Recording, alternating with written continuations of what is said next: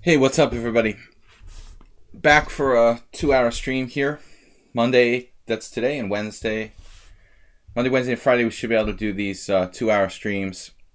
Normally 2.5 hours, but I've got a a tournament game every day this afternoon, every day in the afternoon.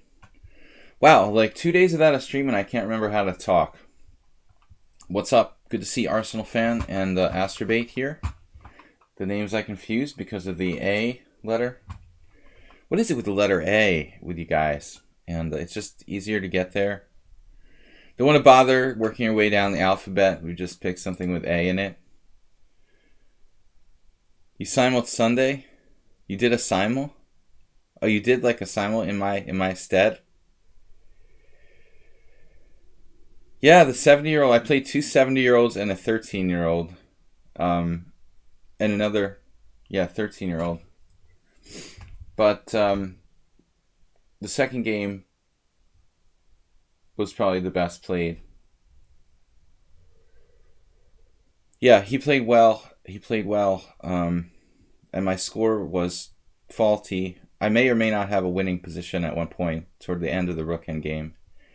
I mean, when you're playing an old player, it's kind of, it seems kind of cheap, but you've really got to like hope that they tire in the fourth or fifth hour of play. I mean, it's pretty standard kind of Magnus Carlsen strategy to grind people down and draw in positions. All right, guys, I'm taking challenges here for 2 hours till 1 o'clock. Yeah, I mean, I think you should try to complicate, depending on the opponent's style. I just think I should probably, keep the tension. I would call it keeping the tension. Or just don't trade pieces, against anybody who's weaker than you, really. I mean, I think that should be the strategy. There's a lot of factors that go into it, though. I mean, when you're talking about keeping the tension or not trading pieces, how good you are, how much you like playing endgames, stuff like that. But my game yesterday, I made a really, really major oversight, and my opponent had at least equality at one point, but I was able to outplay him in the endgame. He wasn't confident. Kids are not, and most people are not very confident in the endgame, it seems. Arsenal fan Ranchez Lagorsky, Arsenal's up to 2064. You did reach 2100, right? All right, tough games to start with here. Well, some people take it too far, Arsenal fan. The not trading of pieces. They're like obsessed with it to the point where they'll even like worsen their position to avoid exchanging pieces. Cut off your nose to spite your face type of thing. The rookie game against the older gentleman. I played two older gentlemen. My second round, if you guys have seen the study, was like standard playing it out in a drawn rookie game, but I have a better structure. There are ways to lose, and he almost managed to lose a drawn rookie game. All right, here we go. So, God, I haven't played Blitz in like 3 days. Feels weird. Rapid chess, Blitz. But my game degenerated into a rapid game yesterday. What I don't like about the tournament I'm playing in now is that it's 90 minutes for the game plus 30 seconds per move with no secondary time control. And I'm going to try the exchange Philidor here, even though I don't really know it. Hopefully Arsenal doesn't as well. Be on equal ground. My teammate Vargas Zoltan would play this opening, but I've never been a big fan. It's a little bit too passive for my liking. You got to really know a lot of tricks to kind of make it work. I thought I'd just try something different here. All right, so you can turn it into a King's Indian eventually. I'm trying to remember analyzing this with with one of my students a long time ago, 2 years ago. I worked with someone who actually played this. He had gotten it off of Serbian Grandmaster Dusan Popovic, I think. But Rook E8 is not the only move for black here. We're following a Mamedyarov game. I remember Mamedyarov beat an Icelandic guy in the first or second round of the European Championship 2 years ago. This type of line. How does it go now?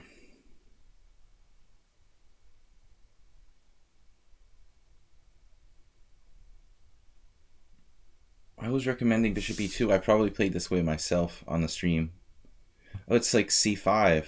Isn't that it? Like you play C5? Anyway, maybe this is wrong?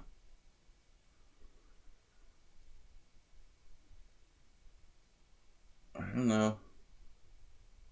I don't know what I'm doing. Obviously C5 is anti-positional. HTFP, what's up? Thanks for subscribing. So I wanted to keep the streams going despite that I'm playing in a tournament now. We're here just till 1 o'clock, 2 hours. It's kind of a weak amateur tournament I'm playing in, but my first one in 20 months. Pretty long time. Knight F5. Interesting.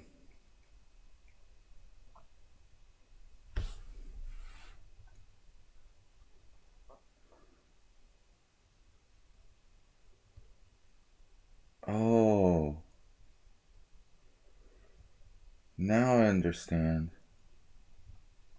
I can play D5. Does anybody know what's going on? Does anyone care?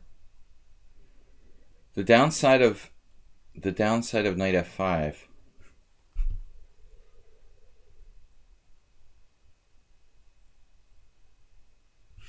HTFP 13 months on an 8-month streak.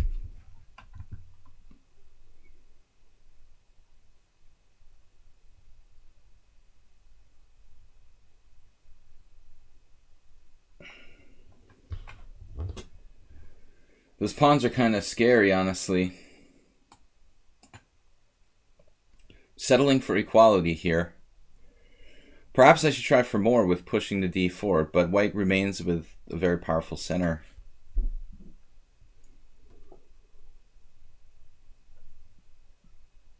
Arsenal fan has become a British Grandmaster. He's whining enough, probably.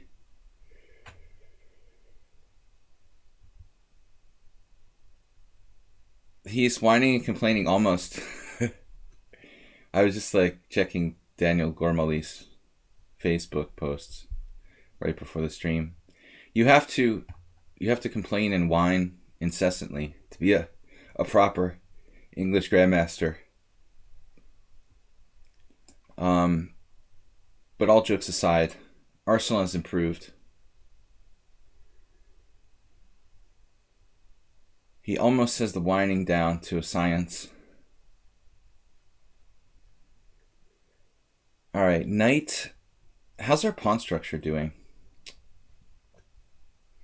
Knight d4. It's just a pity to take on e4 and improve his knight on g3. A pity. What about knight d7? Make our own knight bad again. Make chess great again.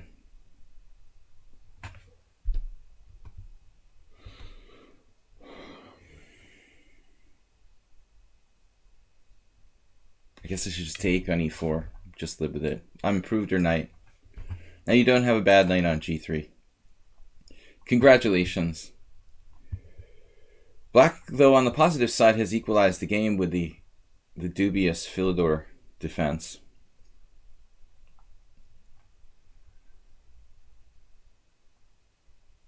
I'm not even sure my 9th move is correct or not, to play c5.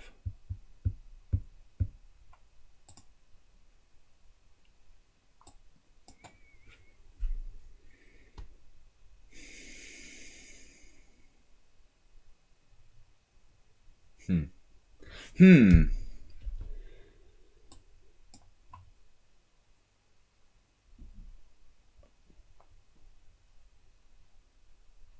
My kingdom for a bishop. It's an interesting lineup you've got there. What did I, like, miss winning a piece? That's a good sign. I'm just winning a piece with f5. Queen takes d1 and f5. I'm really playing in a long tournament right now. I can't believe you played that and I didn't play f5.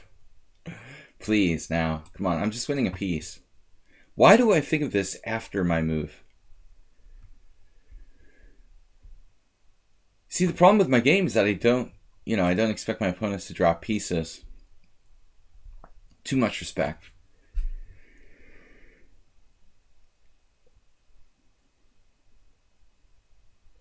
Interestingly, the 2 games that I won in the tournament out of 3, which I really, should be 3-0, are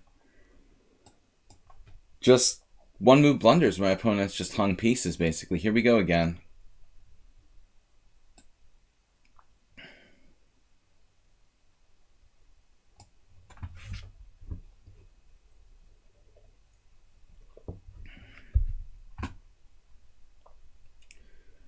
Sherlock Holmes.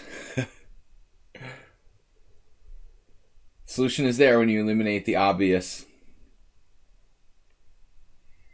The mysteries, the chess mysteries of Sherlock Holmes. In-depth 1-move tactics. I'm going to co-author a book with Asterbait. In-depth 1-move chess tactics. It'll probably be like a bestseller at Barnes & Noble and Amazon. Like a parody of real chess books. Just a collection of 1-move tactics. Oh, I can't believe it. We're just winning a piece. Yum yum. Arsenal's not awake yet. I know the feeling, man, because I'm not either. Math. Rechallenge me, please, to casual. I'm clearly not qualified to play rated games in this condition. Ranchez Ligorsky. GCHQ. I want to say GQ. Castellani. That's such an interesting name. Because Castellani Geza is a Hungarian writer, or was, a famous Hungarian writer. It's almost like you're writing that in Indonesian. It can't be a coincidence. He must like Castellani Geza. Attila, Math just re-challenges me. You got one more chance, Math. To figure it out. Really, it's just Castellani. That's so strange. The exact phonetic pronunciation is a famous Hungarian writer with a K.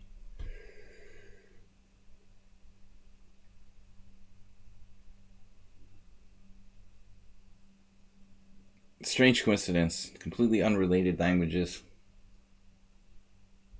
Effectively the same name.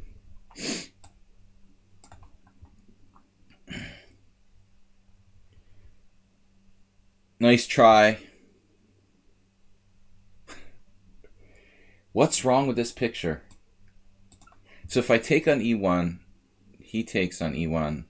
I take on e1, check.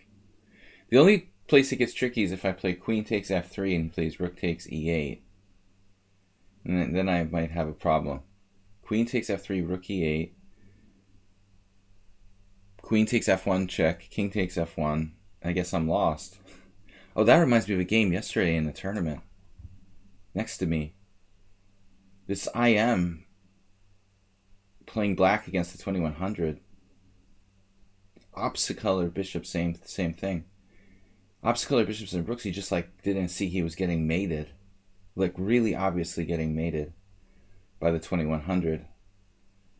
I mean, the guy's a really good positional player, but man, he couldn't see he was getting mated in 2 moves. Sometimes you sort of lull yourself into a sense of the chess game is only about strategy, and you forget like tactics even exist or something. Arsenal's like rematching me. Oh no.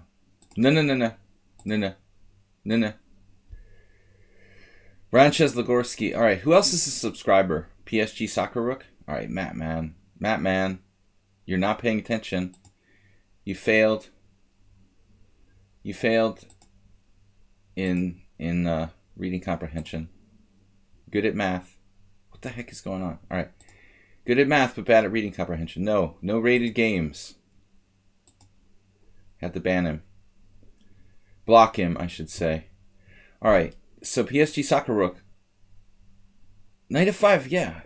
Yeah, it's not supported enough. I didn't realize it first either, because I don't really play that opening. Knight f5 is a total mistake. I think that's a theoretical position. I think you're supposed to play knight b3.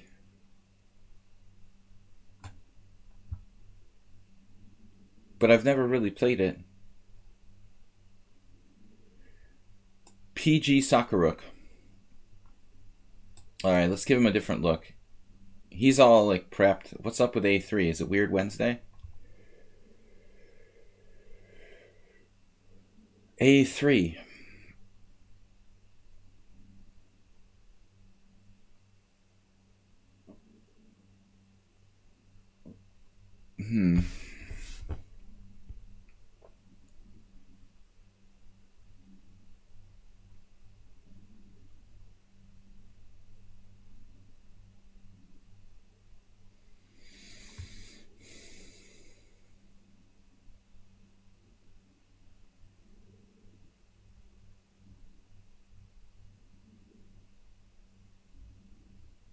I mean, any sort of A3 and B4 is, trust me, I've played it.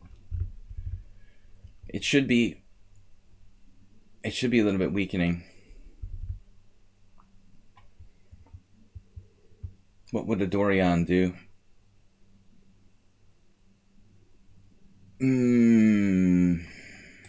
Whatever. It's just the kings at the end. Is that why you desperately challenged me to 2 more games? Well, not to shame you, Arsenal, but you play too quickly in the opening. I mean, you know, you're playing like something you almost never play. How often do you face the exchange Philidor? And you played with the speed of light, like you're playing against the main line of the Royal Pez, which you know really well. I mean, you've got to change pace and start thinking. Everyone plays too fast. I mean, when you encounter an opening you know less well, you need to take more time. There's no shame in that. The idea is rook a2. No, a3 is pretty useless here. In a King's Indian, or even in the English. In the English, usually you're playing like rook b1, b4, and a3 may only be necessary if black plays a5. I think he should play. He should just play b4. Even there, it's not really necessary to play a3. What's up, Uber driver? Privyet.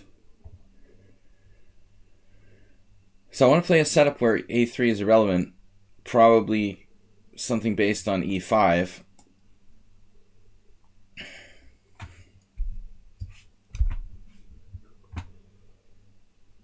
We got challenges from Ranchez. Slovakia. I don't Slovakian language. Do they say Privyet? It is a Slavic language. Because all the Slavic languages share some common words. Alright, so d4. The a3 is actually kind of weakening of his queen side. Slow college students on break. Oh, the Uber driving? Less people to vomit in your Uber. They're still partying on break, aren't they? What are we going to do with this queen side? Not sure if knight c6 is the best way or not. It's a way. Grab some snacks. Okay, this is a 5-minute game and I'm kind of having trouble adjusting from 7 to 5. Huge difference in time control, really. We played before the critical. Sorry, I can't talk. Arsenal said knight f5 hasn't played before. Critical continuation is to take it. Yeah, I thought you would trade queens and play c3. Black has a slight weakening of the position based on the fact that I've played c5, I guess.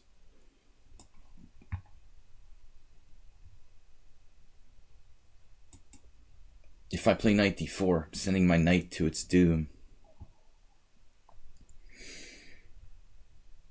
Not exactly a standard classical King's Indian here.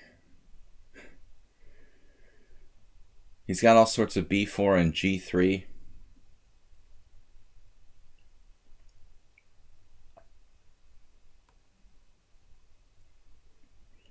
But knight d4 wasn't good, Arsenal fan. I could have won a piece with f5.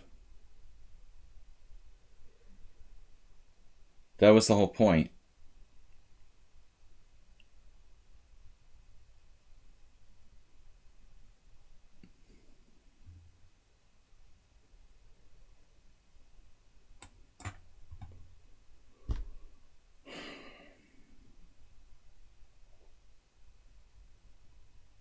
Knight a5 is probably just a mistake.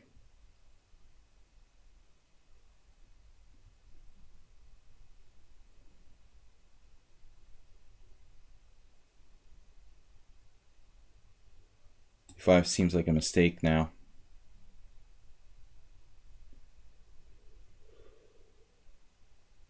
Oh, if you trade queens, yeah, of course. Well, you put the bishop on e3. You're living in the past, Arsenal. Focus on the present. What am I doing?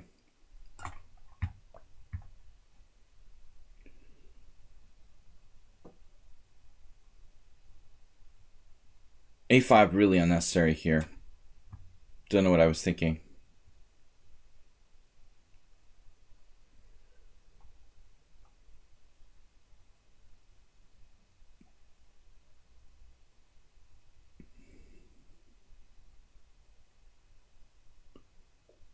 You have to learn to live vicariously.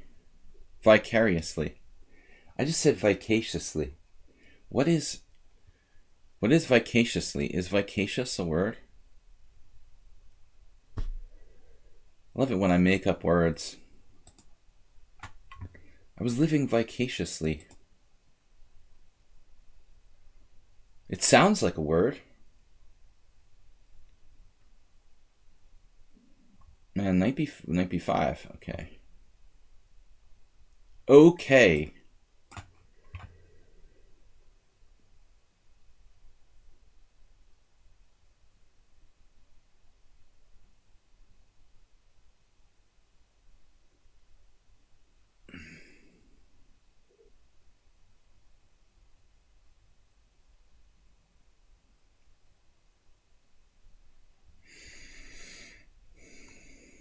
Vicaciously. Vicodin.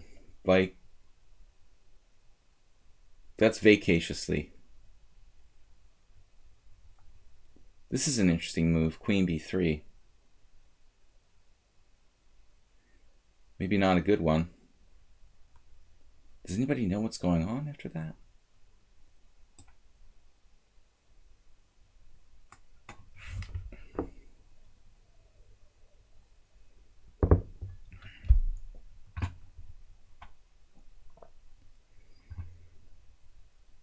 No clue.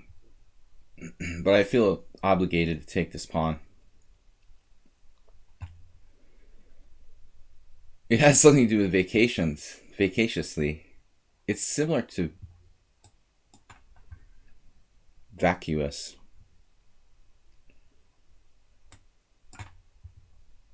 I like the way this has worked out. Queen b3 was probably a bad move. Although maybe there was a better way for him to sacrifice a pawn there. I thought maybe he just doesn't take anything. You got to look at knight e5. I don't think that works. But maybe just rook d1 and play for some sort of frontal pressure here instead of simplifying. His pieces look really restricted.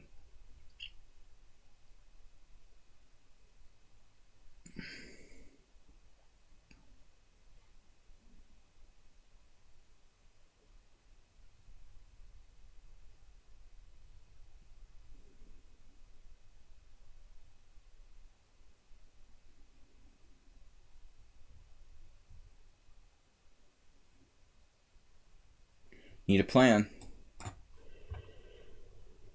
The classic plan. Just push the kingside pawns. My opponent is quintessential positional player, actually. F4. Oh, this isn't best. Is not best.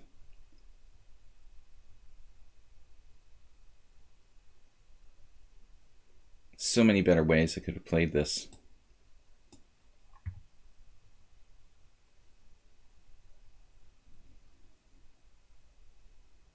Probably it's okay. Only okay. Maybe not even.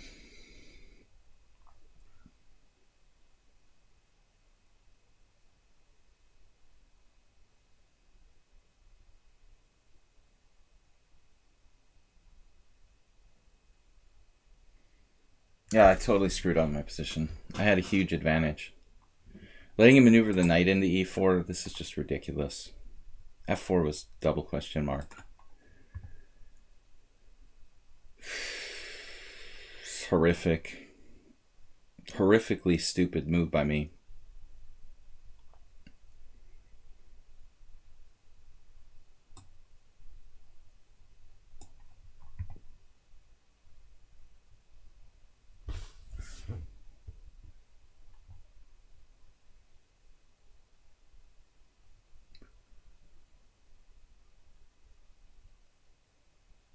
Boyd is just better now. He's like Capablanca. He has the control of the open file. My rook's on a stupid square.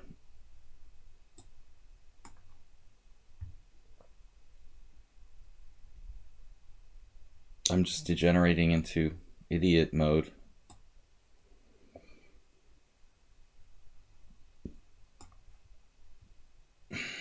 Further and further.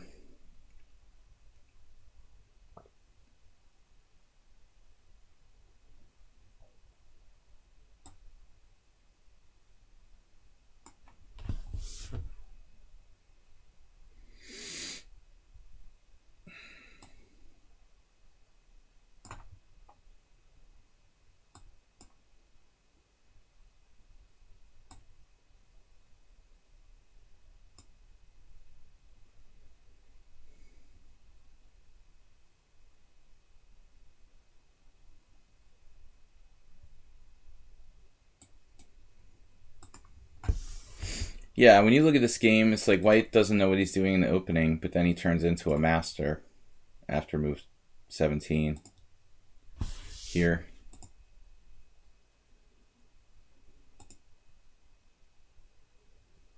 It always seems like PSG Soccer Rook is like handicapping himself in the opening.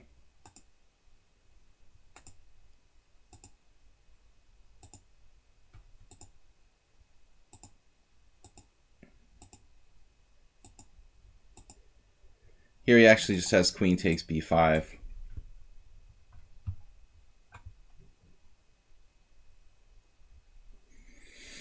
This was horrifying, but I mean, just one move. This f4 just ruined my entire position.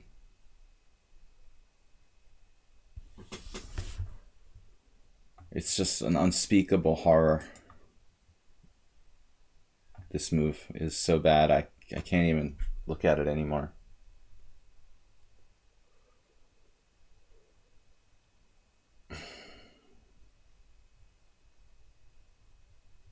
Totally idiotic. Good game by you. The opening was bad, but the rest of the game was good. But I really don't know what I'm doing. All right. Branches Lagatorsky. Oh, we've got challenges. Arsenal is in for his second challenge, which puts him on regular. He's used up his subscriber challenge, basically. All right. Imre Bardi That was an embarrassing loss, but nothing to do after f4. My position is just wrecked. So I'm accepting Imre's challenge. He's a subscriber to the stream. If you guys subscribe, you can play first on Mondays, Wednesdays. And then the rest of these guys in order.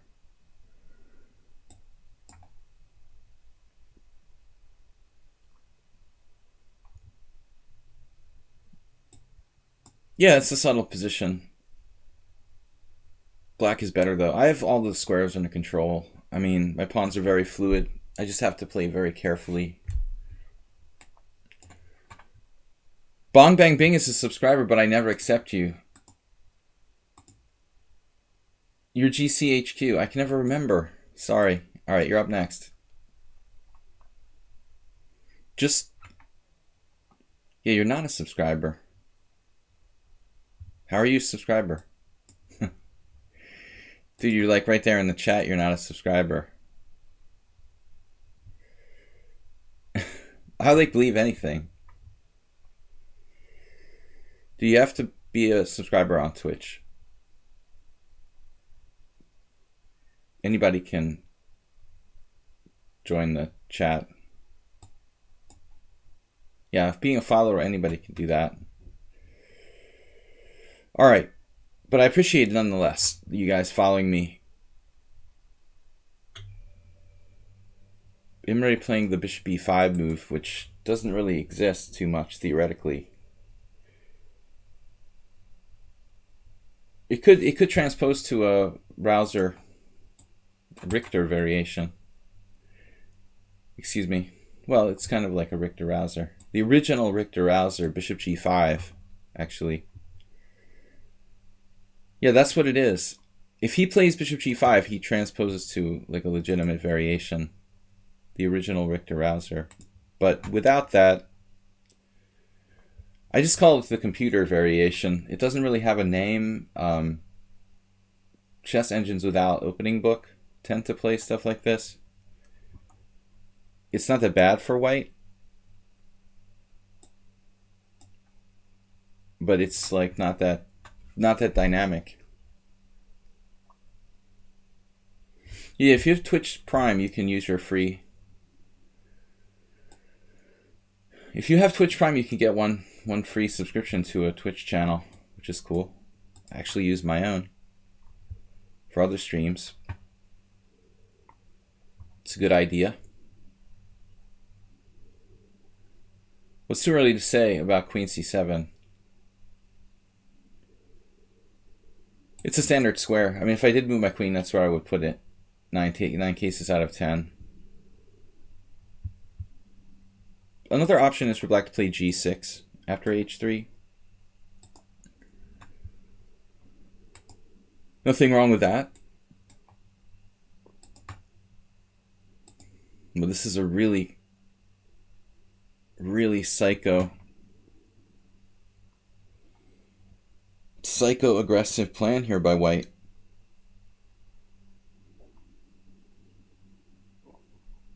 Let's see, a6, bishop c6, bishop c6, g5, knight d7. Seems to be okay. The other option is to play h6. But I'm not always a huge fan of weakening my king side. Advance on the flank demands a strike in the center, Uber driver, but I didn't really see something I like here in this case. Typically, in many cases, you might play d5 in answer to something like g4. I don't see it really working here. I played e6 Sicilians all my life and withstood a lot of kingside attacks. I like the dynamic Kira's attack, sharp types of positions. I like the double-edged nature of opposite side castling and opposite side attacks. However, here we have to calculate. All right, we have to calculate. We'll calculate. We calculate what we need to. g5, knight takes e4. His rook's hanging on h1. Now, this move is a little awkward for white because it obstructs his f-pawn.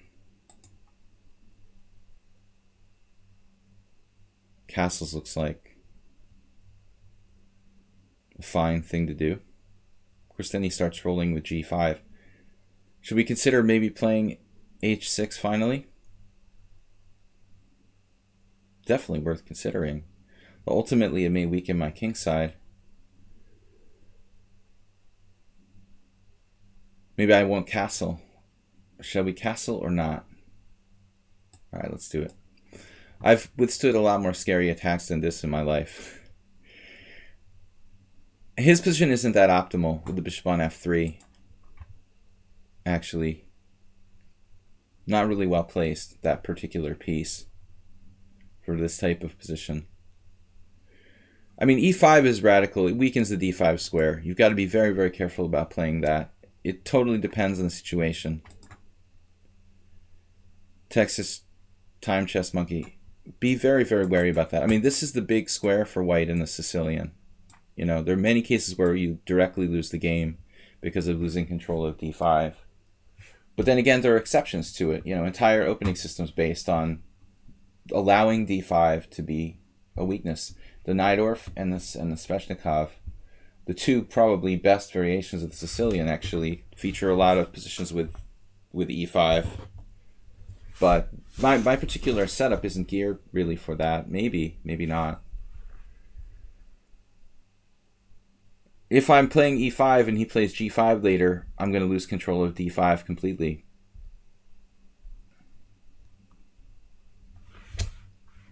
Mr. Coffee, nice win yesterday. Nah.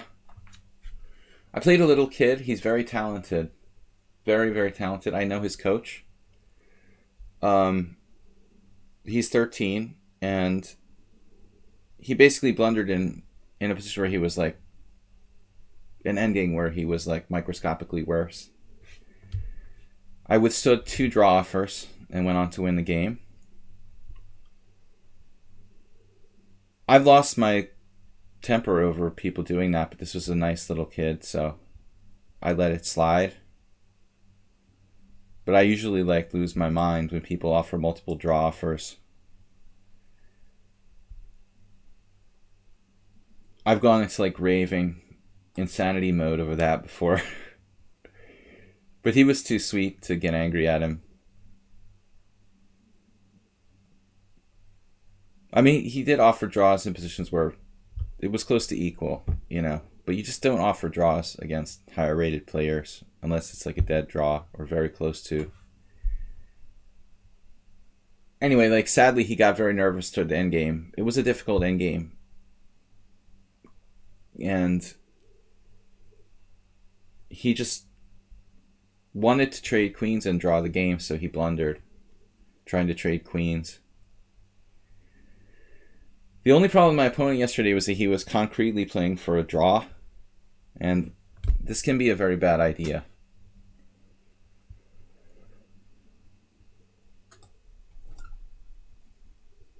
It messes with your mind. Oftentimes when you need to be aggressive, you're too passive. He was trying to trade pieces very intentionally to get a draw throughout the game. And then finally he wanted to draw too much and he just blundered because of it. Alright, so we've got an interesting endgame here. The Golko bishop.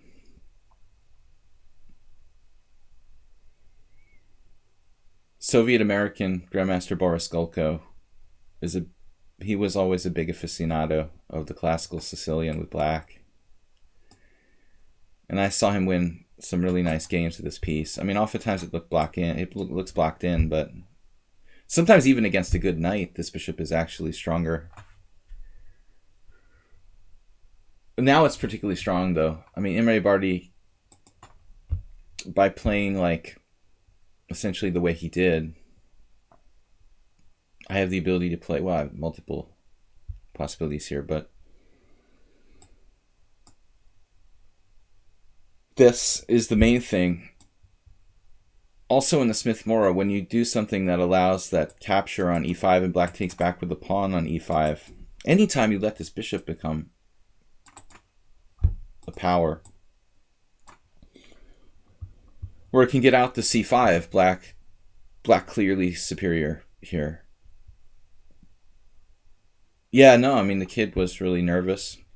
But to be fair, Arsenal, he had played like a whole host of... He had played a whole host of weaker IMs and stuff in some sort of FM groups. So he wasn't some little, like, you know, wilting flower who's never played a title player or something. He's actually played like a whole mess of title players and done pretty well against them. But no one quite as strong as me, probably. But he did credibly against a whole bunch of FMs and weaker IMs.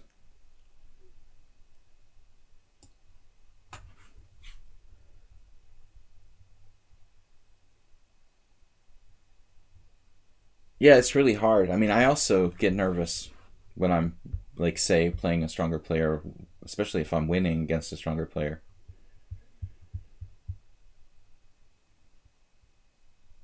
But you got to find a way to, like, just tune it out. Be like Mr. Spock. Easier said than done. Yeah, I thought the kid was pretty chill, actually. Till the end. It seemed like something changed when we reached the end game. He was all confident in the opening and the middle game, but his end game confidence wasn't there. You could just... That's very common today. It seems like people just don't end game anymore like they used to.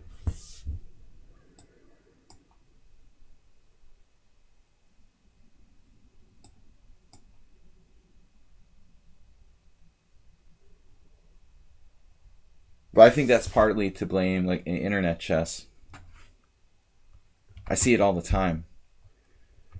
2200 level players.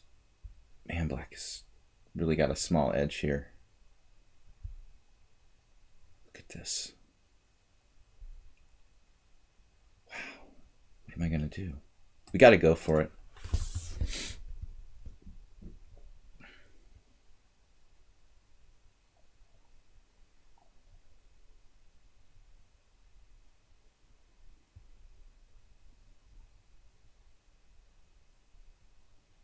Do we take with a rook, or do we take with...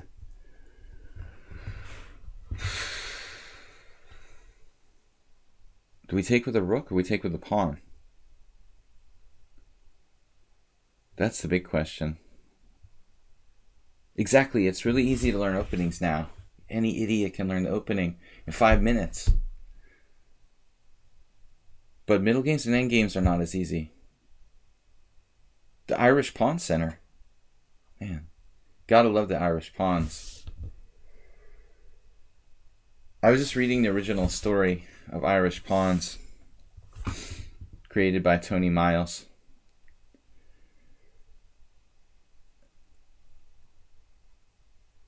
He has a game against this Irish guy who he called the originator of the Irish pawn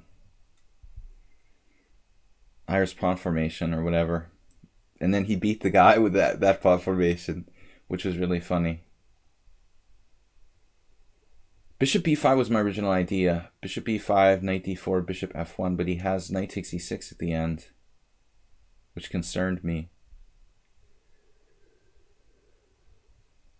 Knight takes e6 at the end is going to mess everything up.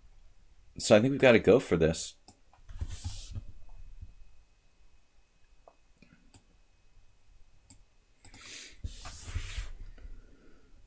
I'm afraid of bishop b5, knight takes d4. Wait a minute. Did I just miss something? Or maybe I just recaptured it? It's not so convincing, though. Yeah. You might have that too, Arsenal.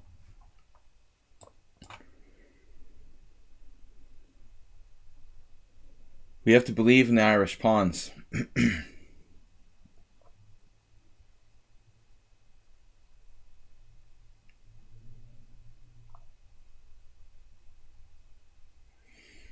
Thank you, Texas time. Yeah, it's the Gulco bishop. I wanted to play rook takes f2 here. Sadly, it doesn't work. Sad. I'm sad. That was the whole point, to play rook takes f2, the move that doesn't work. Oh my god.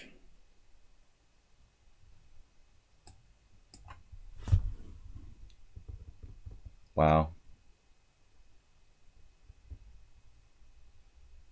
I could even self-mate myself.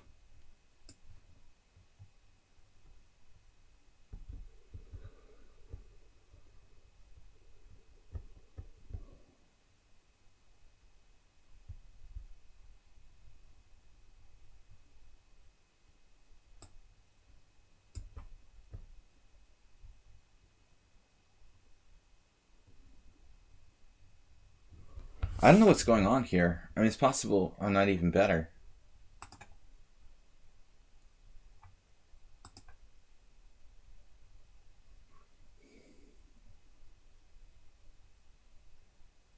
The engine considers me to be like up a pawn. Very precarious though. Did he miss something? So he has better moves at move 20, 28. Black's advantage is only very small. Wow. Thank you guys for the donations. Okay, Ranches, Castellani, and Arsenal with game 2. Okay, guys, I'm here for one more hour, playing till 1 o'clock, Blitz and Rapid Chess. G3, that's what I played yesterday against the little kid. He's been trained to play like my yesterday's opponent. He has an IM coach who's a good player, who I know, and trained him to play the Caro-Kann like a god. So I was like, I'm not playing e4. Caro-Kann Slav. Also against anybody who knows theory. It seemed like my opponent knows theory really well. I just didn't want to play something theoretical, so I just played like a double fianchetto. I didn't see it. Tata Steel started. That's awesome.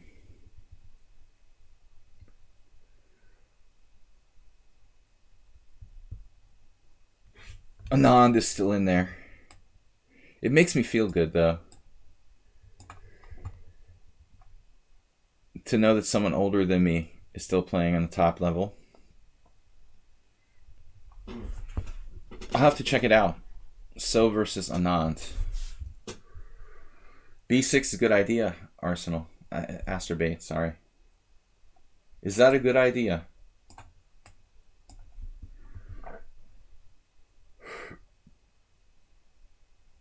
Okay, Arsenal fan. What is my opinion of Marian Petrov as an author? You mean Marjan? Isn't it like Marjan?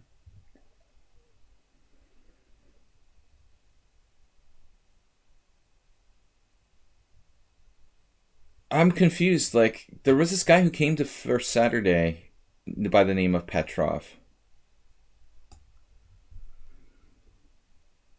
And I don't know if that's the same guy. He was very impressive.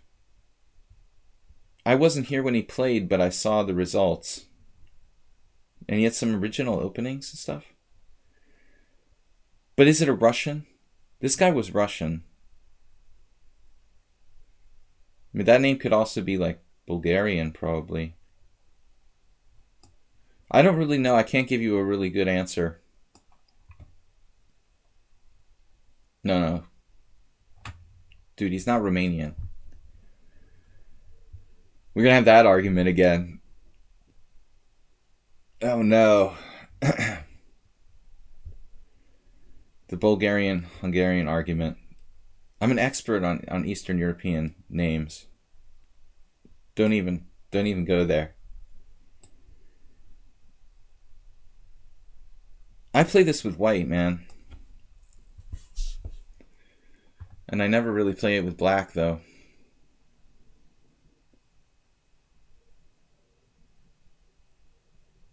Probably d takes c4 is weak. I don't remember now.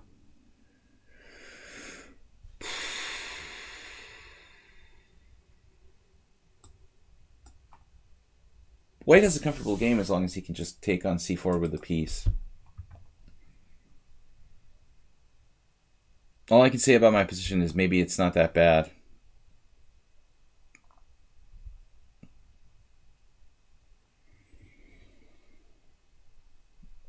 I'm not supposed to give up the center, but I don't really like these like boring sort of structures with c6 or something. Maybe e6 is the main line.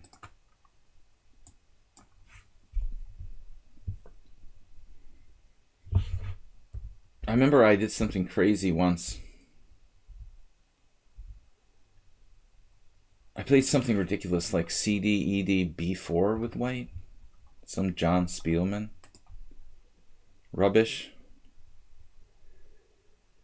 D3. Yeah, white's just... I like this for white. White's just better. Here. I don't want it. I don't want it. You can have it. It's too fat for me. That's the problem. It gets stuck outside the pawn chain, and then no good. No good.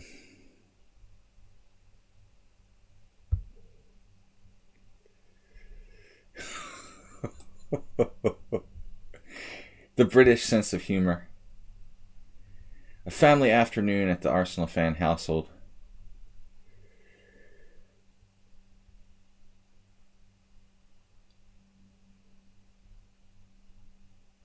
Ask your dad. All right. Let's just stop there. Mr. Coffee will have a busy afternoon otherwise. This is terribly lame for me. I want my d-pawn back.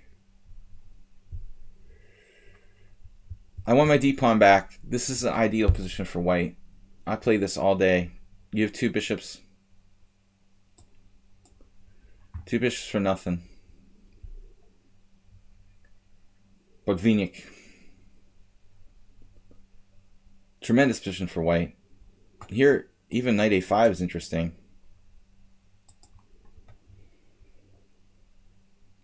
Man, there was this one game that I'm enjoying watching the amateur games around me in the tournament I'm playing in. There was this one game on one of the top boards the other day. It was really literally like watching like... It was unfair. Like I'm playing the old man who played in the 1970 Hungarian Championship, and on the board next to me, the guy's got this complete weak player. I mean, it was like watching Botvinnik play against like an 1800 or something. And the guy was like toying with his opponent. I'm struggling to beat like a 70-year-old man who was a FIDE master and like a former credible player.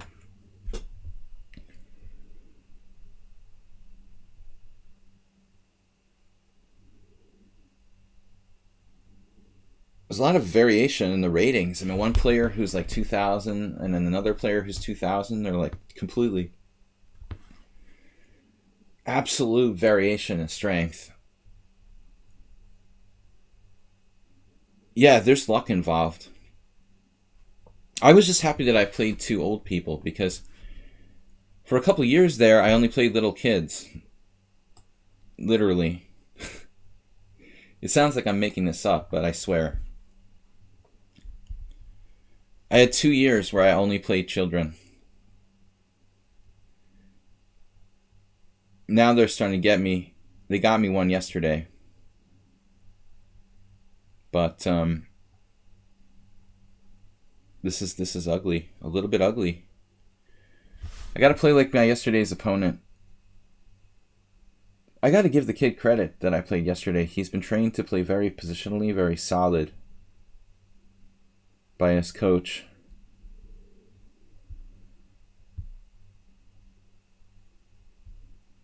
Similar position to my game from yesterday, where white has space advantage, two bishops. But he could also be overextended if he's not careful. My yesterday's opponent would love this position for black. Make it boring, symmetrical, and grovel for a draw.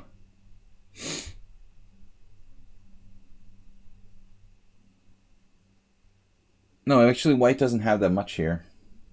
It's extremely similar in nature to my game from yesterday. Of course, white should be a little bit better, but it's also possible to be overextending yourself.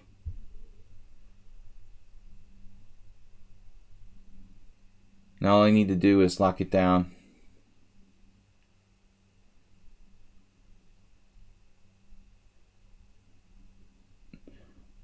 Lock it down. He should have played b4, I think. Yeah, g4, g5.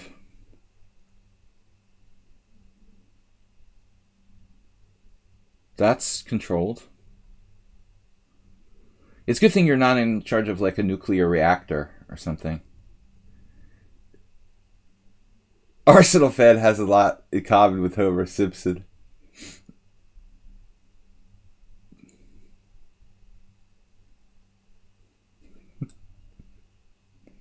He is like the British Homer Simpson.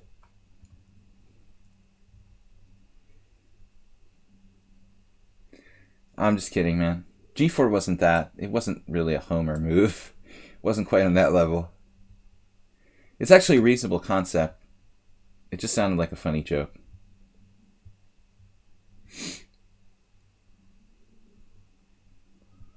Now this is where my yesterday's opponent would offer a draw. If it wasn't for the fact that he was like 350 rating points lower than me, you know, I might have thought about it.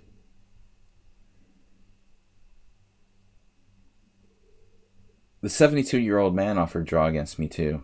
I was like... He waits till he's like a tiny bit worse and then offers a draw. Oh yeah, sure, I'm happy. Yeah, of course, here, have like 7 rating points or something. What am I supposed to say, you know? Of course. I'd love a draw. I don't know what these people are thinking.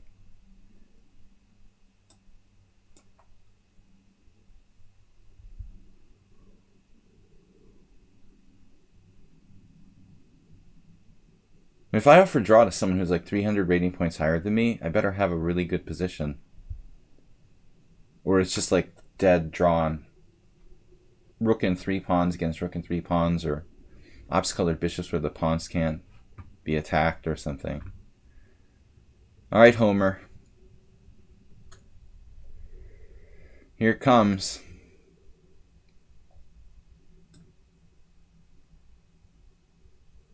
Maybe I ought to do this exchange while I still can.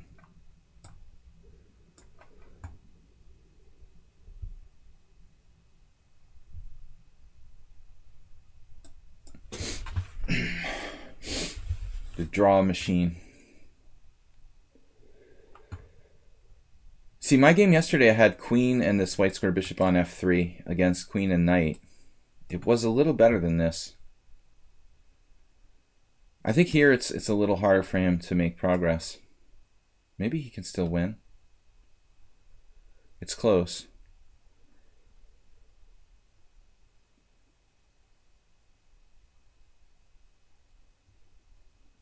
He's nearly got me.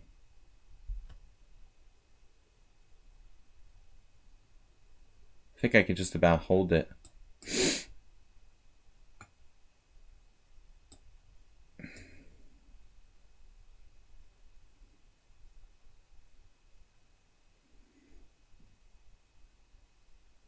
Oh man, you blundered. Bishop c7, I think, wins.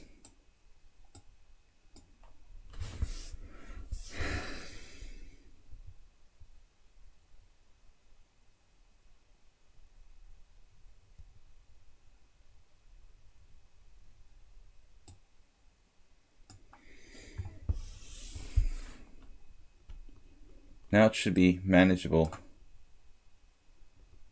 I'm kind of frozen though. Man, you should have played g5 there. I could still find a way to lose this. So it took 2 inaccuracies to make it like completely holdable for me by my opponent.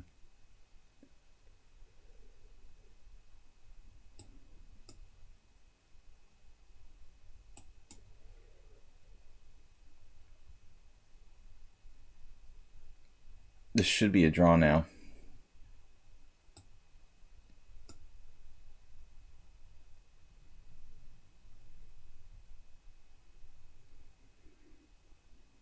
Jesus. He had bishop h5 there.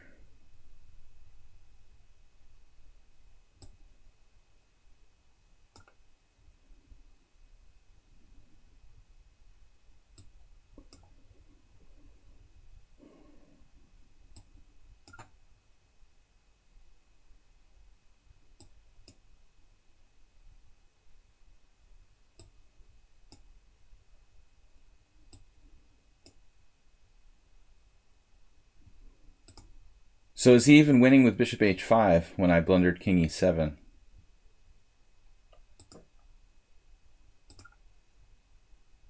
I might be in nearly Zugzwang. It's not? No, I can still hold on. My God. That's almost paralysis, you know, after bishop h5. It was terrible opening. What did I do to myself? It looks like d takes c4 is just a question mark.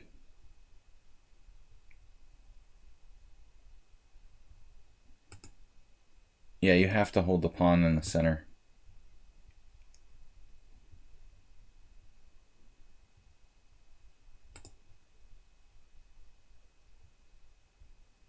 All right, Zen chess, then Castellani. We got 50 minutes left. Spectacular Camel streaming now. Are you streaming or me?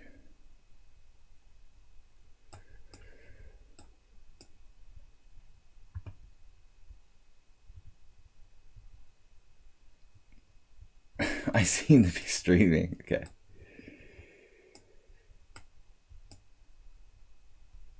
We'll make up something. I wanted to play this the other day, but I don't have enough experience with g3. I probably shouldn't have even played e4, even against a 70-year-old dude. It turned out my 70-year-old opponent is like an expert on the Najdorf. It's the only opening he knows really well. And my friend Emil told me, he told me not to play e4 in front of the whole room, like right before the game started. I thought he was joking, you know. Out loud, he made this remark, like I shouldn't play e4. And I played knight f3 and the guy played c5, and I just was so sick of the English opening that I couldn't bear to play a symmetrical English. So that's what happened.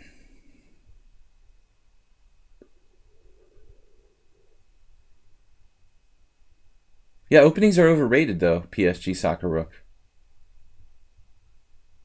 One of my criticisms of the kid I played yesterday.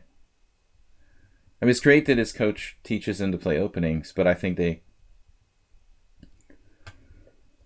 they should learn endgames first rather than openings. Probably tactics in the middle game are the most important. Tactics, middle game strategy first, rather than the proverbial Russian endgames first. Probably endgames should be like second to the middle game, and then openings last. In terms of practical importance, way too much focus on openings.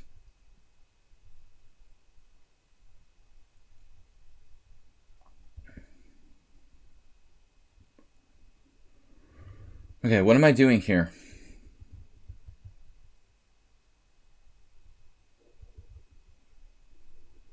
What's the big idea? If black gets in d5, I'm going to be sorry. How about if black gets in b5?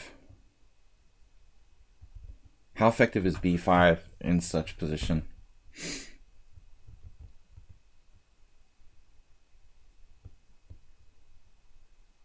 You're not going to find this position in the opening books.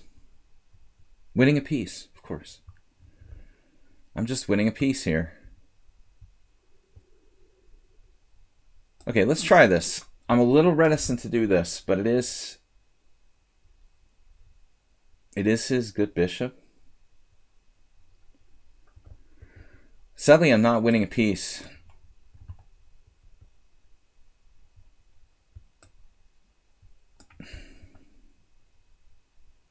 Pretty feeble.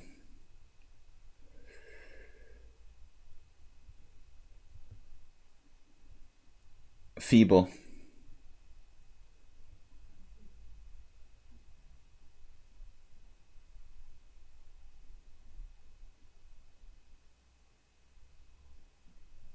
How could I win a piece? Now what?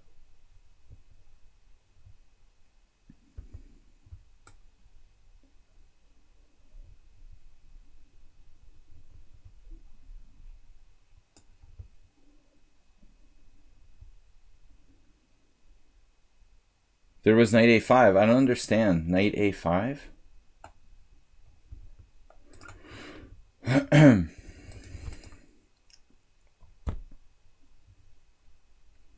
Need new glasses.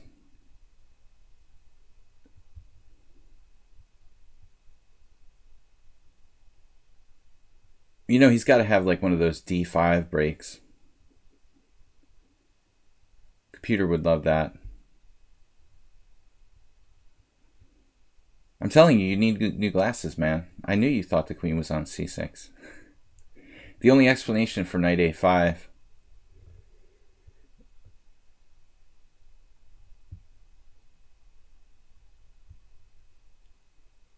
You just wanted the queen to be on c6. Can you do like d5? I don't see it. This is the key square.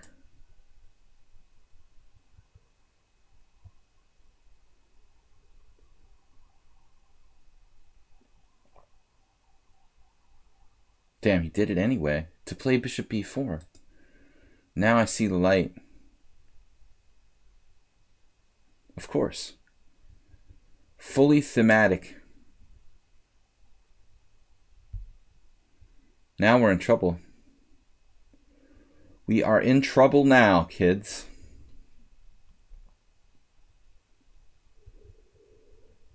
We're groveling. I practically told him the plan.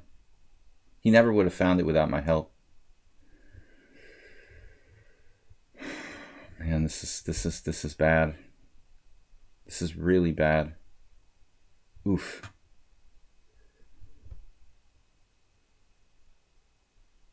What about the bad bishop you had?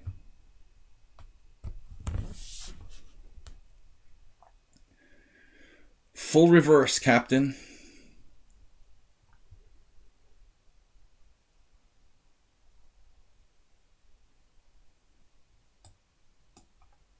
This is bordering on embarrassing now. Well, I have bishop d2.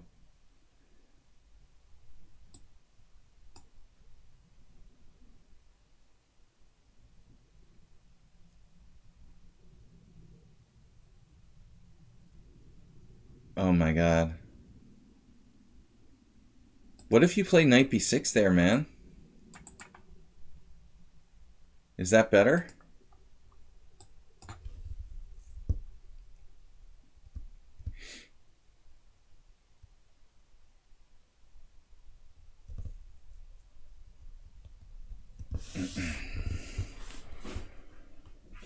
Mr. Coffee, that sounds like a Washington Square Park Blitz trick or something.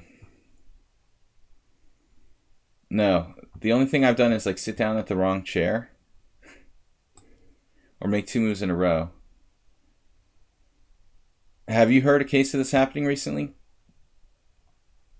The old people do that all the time, probably.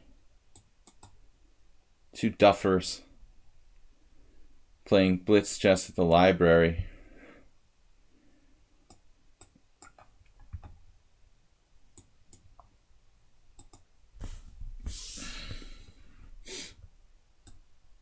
Why don't you stay and visit for a while?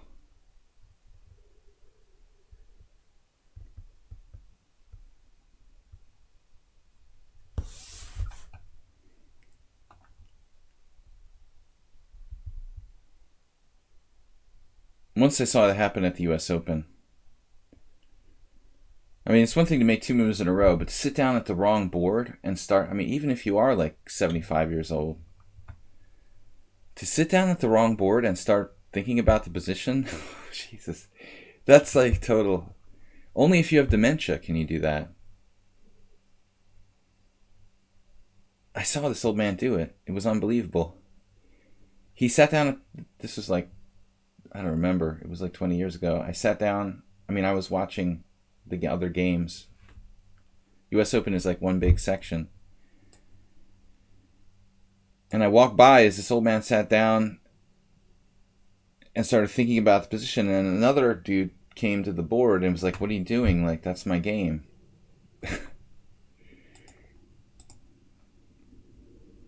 Oh.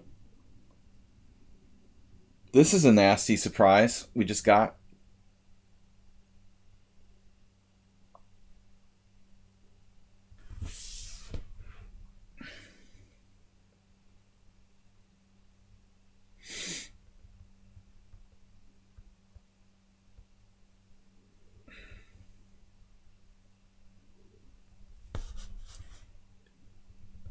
Wow.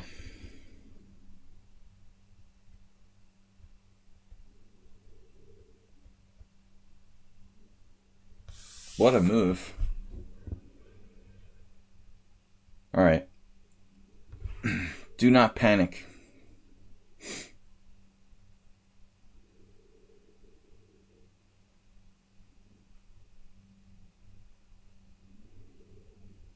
Damn, dude, that is power.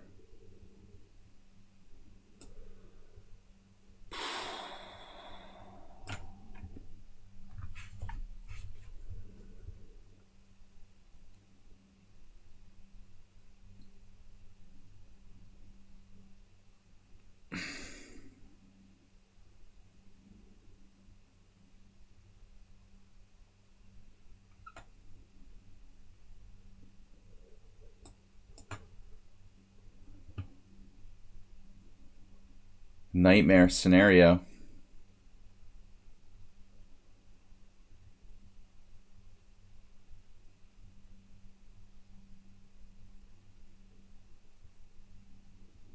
I sacrificed everything to stay alive. He's practically, he's practically forced to make the best move.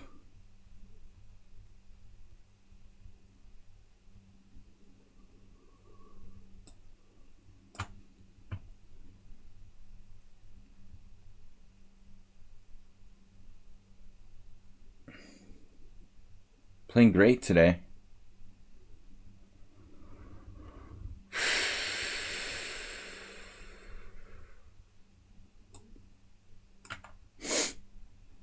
Just keep rushing.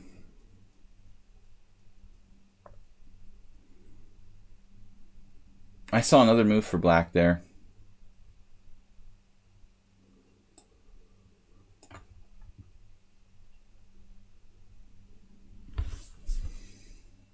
I think you should have played knight e8 instead of rook e8.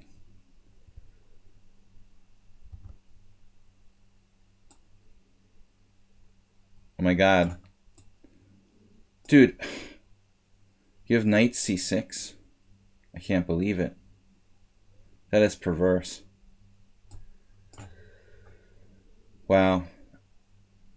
Lichess is like a genius.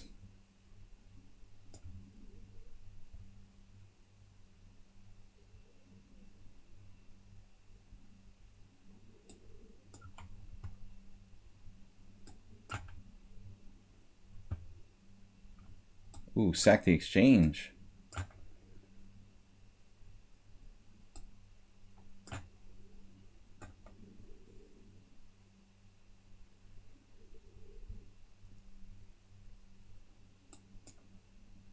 He's got an answer for everything. For every occasion. Don't believe it. What?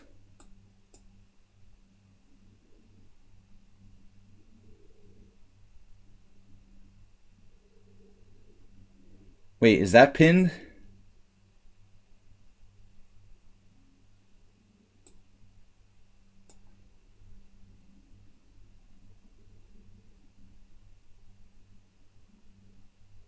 Still not over. Oh, do I have a square?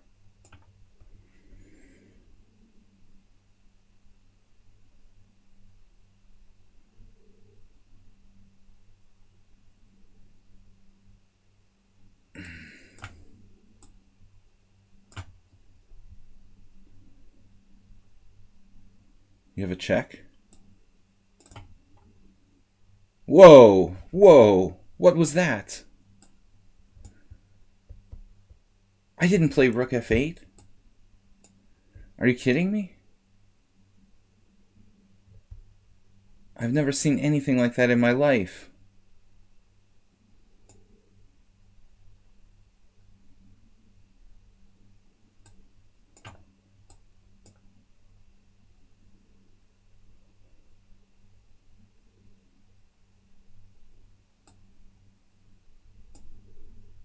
One last chance.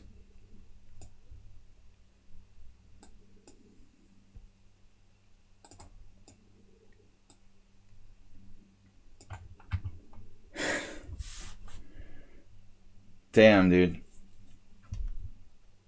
That was embarrassingly lost for white. You played great. Look at this. D5.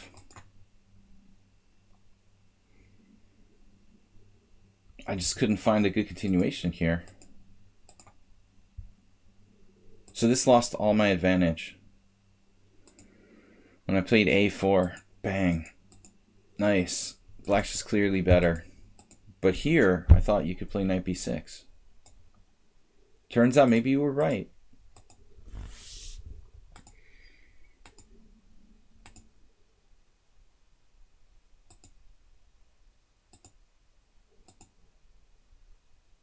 This is such a strong move, knight e5. And I wanted to play knight c5, but I was afraid of a5. I was looking at this. This was my actual main line. I was looking at this. Totally unclear what's going on here. But I thought you had this and this. Then I pin you. Cool game, man. Alright, guys. I've got another half an hour left. Okay, Castellani, finally. Been waiting for a game. Zenchess, thank you for the sub. Spectator Camel, what? You sent me a video of your game on Sunday. Cool. A video? Like a live video? Or a video like you made a video of like analysis of the game? You're talking about like analysis of your game?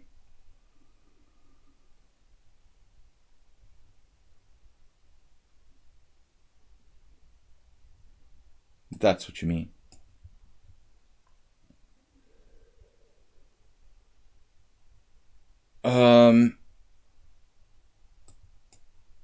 I'm just kind of making up. I make up openings on a game-to-game basis. Spanish. The other Spanish. I guess Spectacular Camel's here, so I felt this very strong inclination to play knight to c3. That's his favorite move. But black played knight c6, so f4. What do you call that? We could get triple pawns again. Bishop c5, d3. This is how the Miles game happened. The original Irish Pawns game is in a game where black played knight a5 and knight takes c4, d takes c4, bishop b4, bishop takes c3. That's not Miles's game, but that's the original game where he coined the term Irish Pawns. An Irish player, Keogh, played it.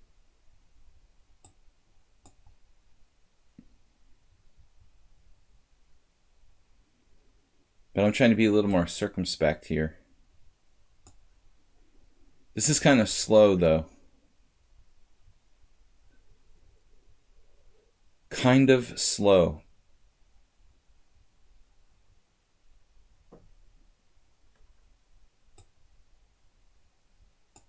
I respect what Black's doing here. Looks pretty decent, actually. Perfect. And everybody's an expert.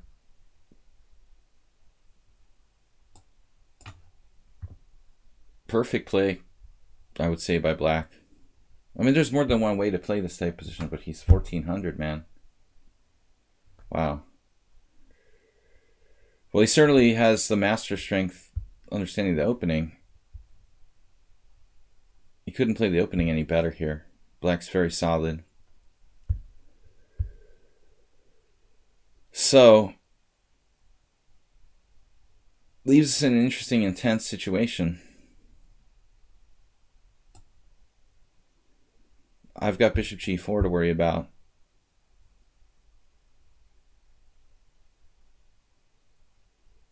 Maybe I have to take on d5. I hate doing this. Oh, get out of here, dude.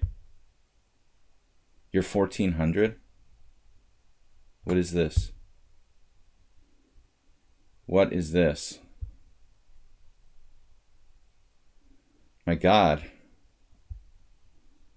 Not an everyday 1400, apparently.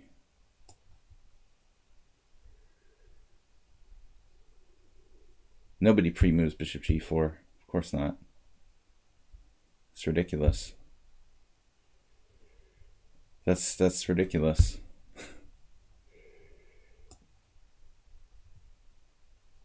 Zen chess.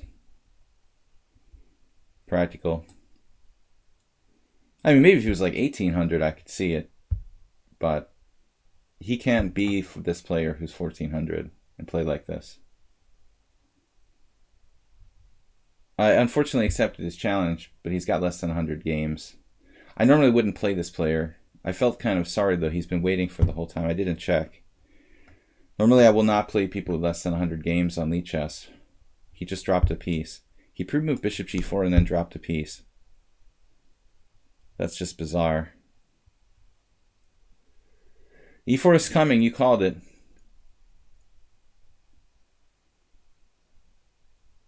Maybe he thought I was going to play knight g3 and pre-move bishop g4. I was like, oh man, that's what my opponent did yesterday. It was driving me crazy.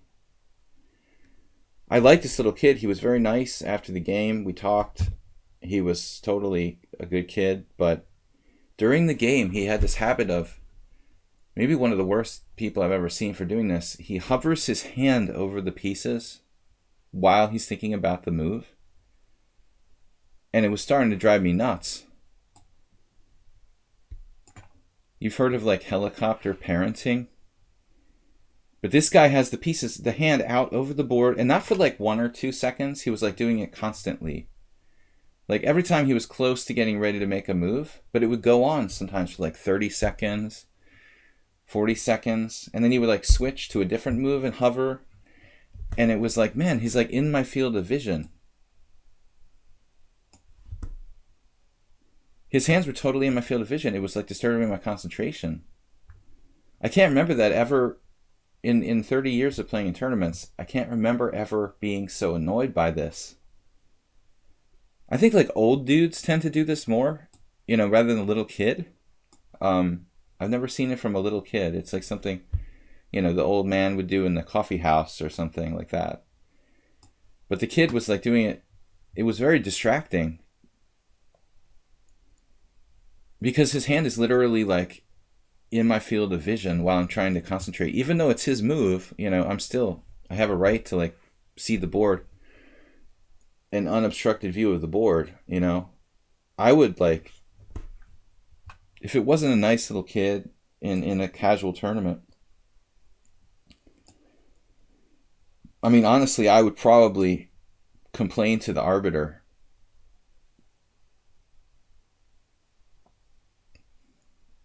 It was enormously annoying. I told you guys about the story when my friend played Tony Miles and he picked up my friend's large takeout coffee.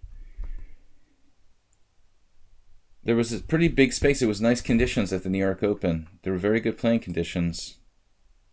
You know, lots of room at the board. It was on a higher board. And there was plenty of room for like, I don't know, maybe 10 inches between the table and the board, and my friend had his coffee down there, and it was pretty high. It was like a huge sort of 16-ounce coffee or something. I don't know. And Miles just like reached out and like across the board right in front of my friend and like took the coffee and like moved it. He didn't know what was happening. Black has definitely been trained to play for mate.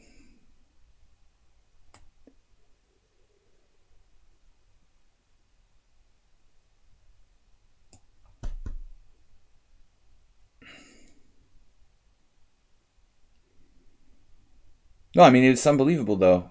As much as I've played thousands of tournament games, I never remember one instance, even of an old man or whoever, doing that to such a degree. Like every single move, he was hovering his hands. It never bothered me so much. But I'm like, damn, I can't see like C6. There were like particular squares I couldn't see. That's not mate. Save a dog. Save a dog challenged me. Arsenal has to wait. Please wait. Wow, I can't believe you pre-moved bishop g4. That's an insanely interesting move. Alright, save a dog. I'm playing e4 today. It's an e4 kind of day.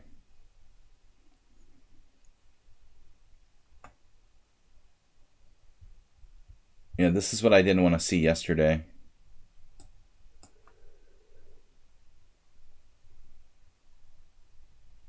It's a pretty good connection. All right, so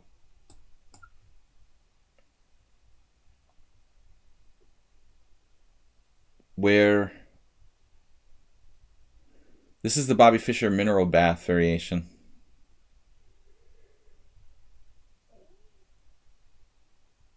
Fischer was playing chess here in Budapest at the spa, and he was kind of holding court with some people and analyzing. I wasn't there, but a friend of mine told me the story secondhand. Fischer was basically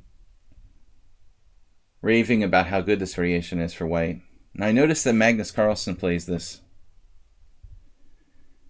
This particular line has played this. Probably because Fischer recommended it. It's objectively not that great, but there are various ways I guess it can be advantageous for white. But I have no real clue what I'm doing. I just borrowed the idea. What if I sack my knight on f7? Knight f7, king f7, queen h5 check. g6, queen d5 check. It's like you want me to do that now. Queen f3 check. No. Normally it's d4.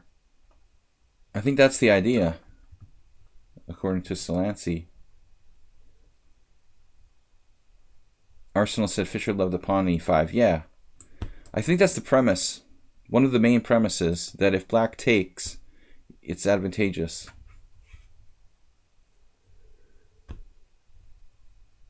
Black's development's a little bit retarded. But I've never seen anyone play knight d7 before. I've seen knight f6 and I've seen knight c6. I don't know if bishop b5 is so good. But I think I would need to know this better to play it properly. I'm just kind of making it up.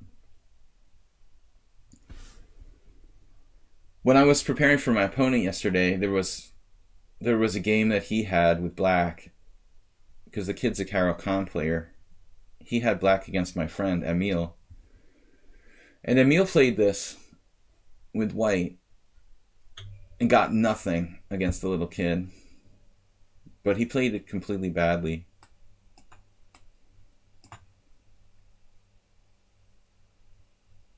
I've looked at it with the engine, though, and Stockfish doesn't think that white has anything after knight e5. But again, that's a computer capable of analyzing 20 moves deep. Now I've got a good exchange variation, like an improved exchange variation where he's put his knight on a stupid square.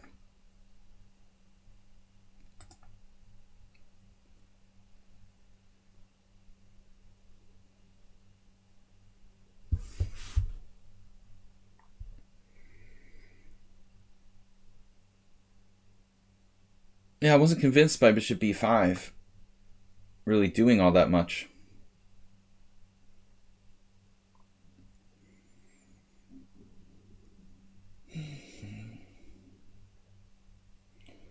It looks like bishop f4 could run into queen b6 here.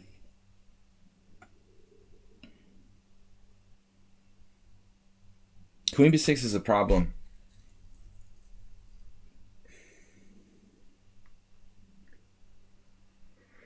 So now it's very close to a, well, it's basically like an e6.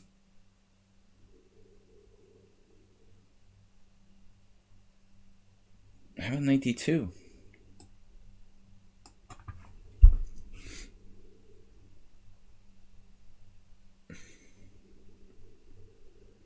Well, I'm concerned I don't have much here again.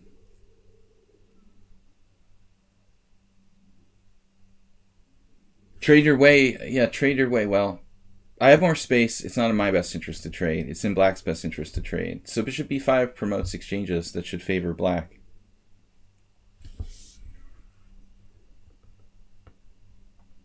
And the other thing is this is my best piece.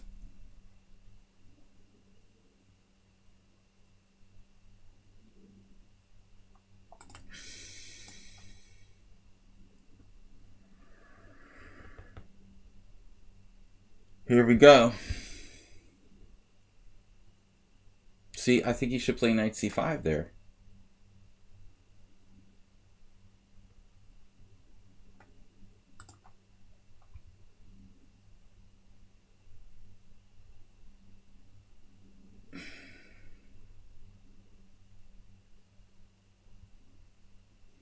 It does take pressure off my center, if you think about it logically.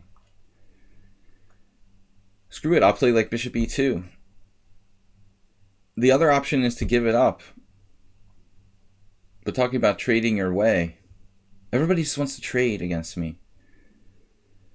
I never felt it so much as playing in this amateur tournament where most of my opponents are 2,000, you know. All people try to do is like trade the pieces. They're all like vacuum cleaners. Well, the last two, my first opponent was kind of fighting. I got to give him credit for that. The other two were vacuuming.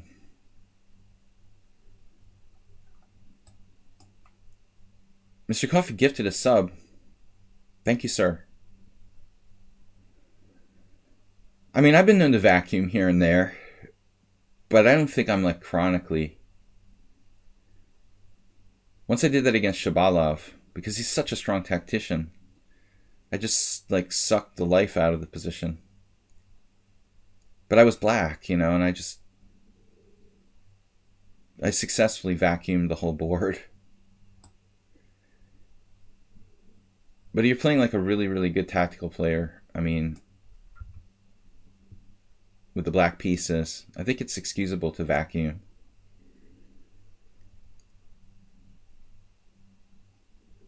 It's not necessary to make this preemptive.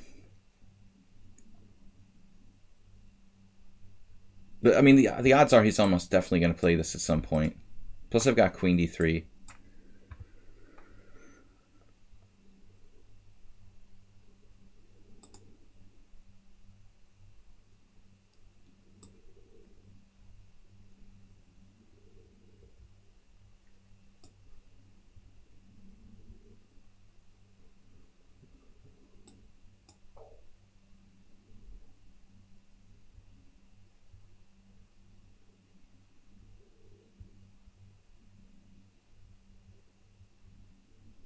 So,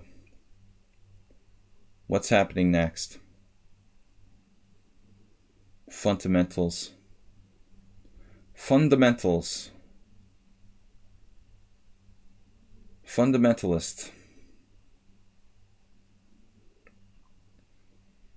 I could switch plans to like knight d4 here.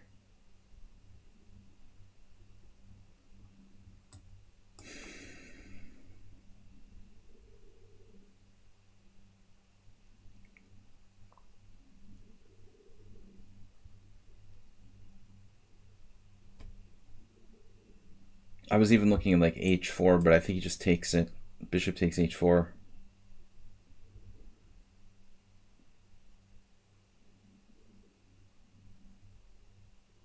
Oh yeah. Tempting me to grab a pawn with queen d3. That's so greedy. Queen d3, g6. But anyway, queen d3 is still a good move. If I don't, I have to take the pawn. I mean, it's just a good queen transfer, probably. This is actually similar to my first game from my second game from my tournament. The Najdorf that became a French.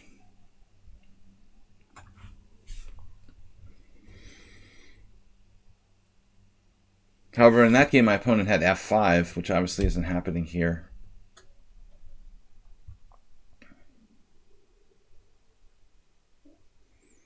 White's under a lot of pressure.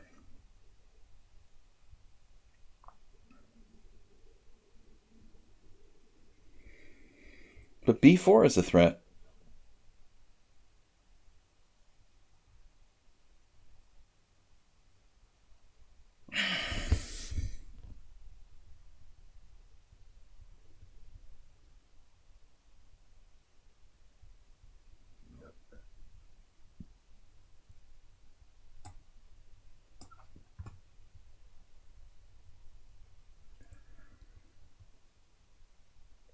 And b4 will be a threat should my queen move away from d3.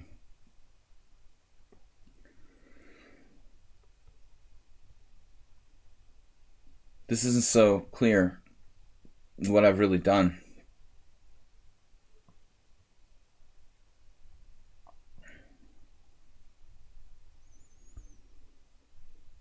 Some issues. Man, I could have taken the pawn before. Maybe I should still take it. Doesn't feel right.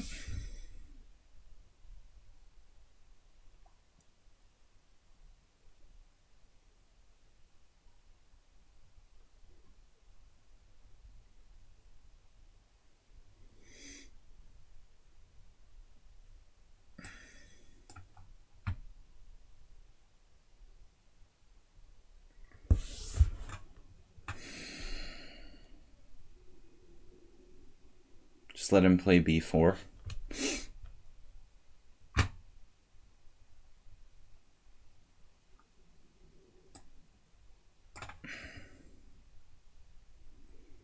I feel so coffee house.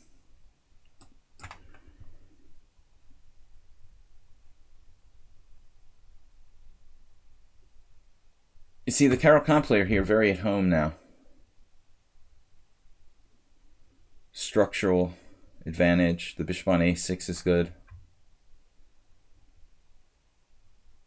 I had knight takes e6 there. Now I have it.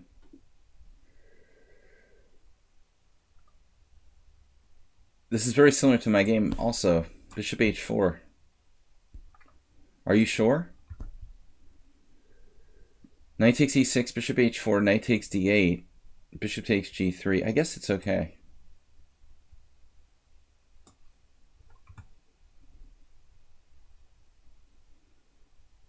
I don't need any help.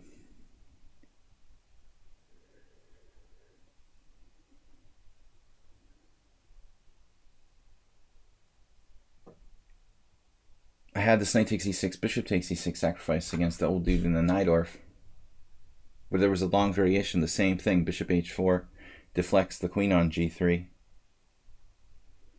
I'm basically replaying my game from the other day. No, if bishop h4, queen g4, what? He's just taking on e6.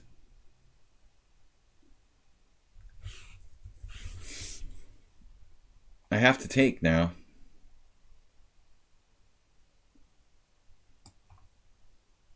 This is just an exchange.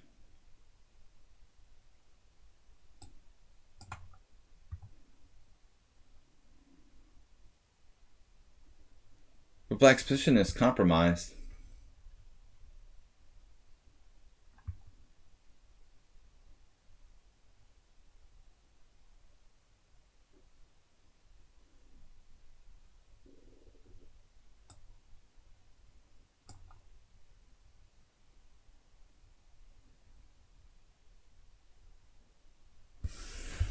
comprimizado.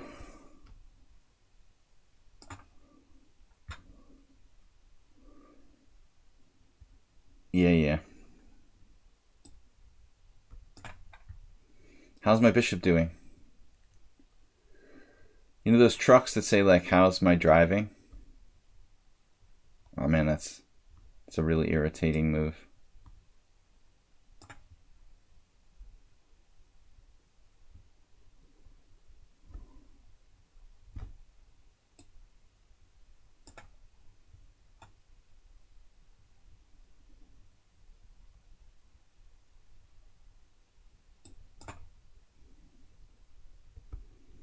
How's my driving?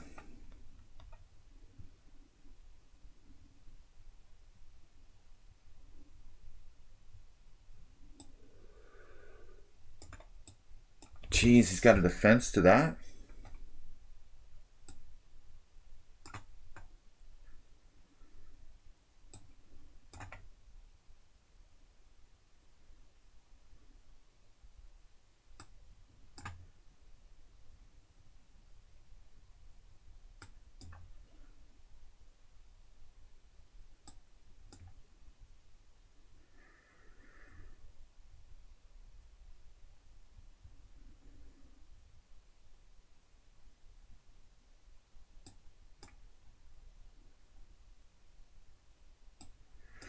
This is what happened yesterday in one of the games I witnessed.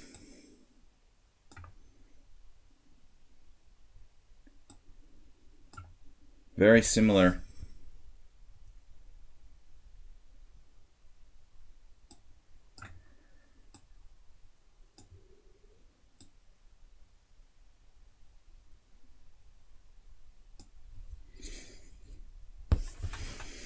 Just a swindle.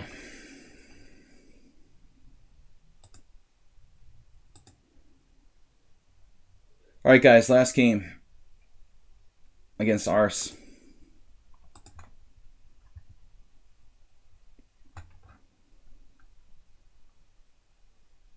Lots of experience being in time pressure.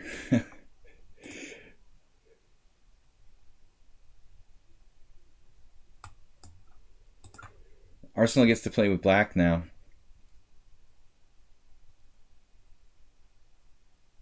Chess lecture. Well, chess lecture's been going on for over 15 years. That's when we started it. But I'm not involved with the running of that site anymore. They still pay me to do lectures, though. So by all means, I appreciate you guys who check out chesslecture.com. So, Arsenal fan. Mainline Sveshnikov.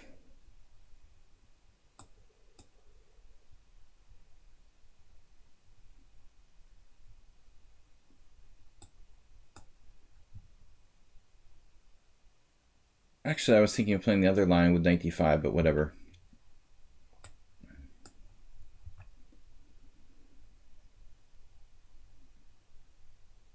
I think I like that. That's a little safer for white. This is more dynamic.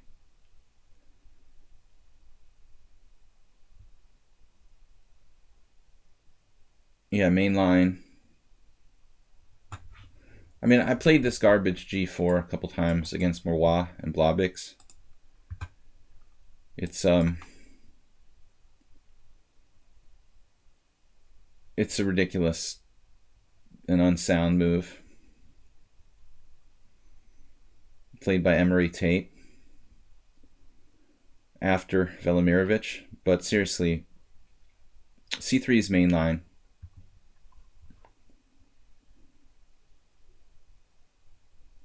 Oh, you mean my YouTube channel? Check out my YouTube channel, Video Chess Training on YouTube.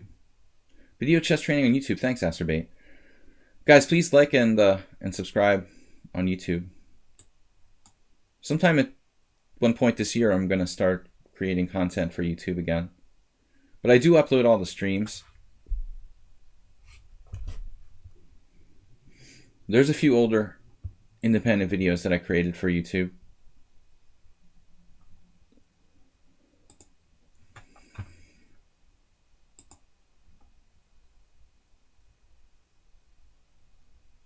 Alright, what are you doing, man? This is main line. Guys, I can't take any more challenges. So we're out of here. I gotta go play chess. This is not the right move. The bishop's usually going to g7. I think the reason for that is the fact that knight likes to have this retreat square back to e7. To undermine, excuse me, whatever you want to call it, challenge. Let's say challenge the knight on d5. Undermining, it's a little bit of a weird terminology for a piece like that. I guess it's not totally stupid to say it that way.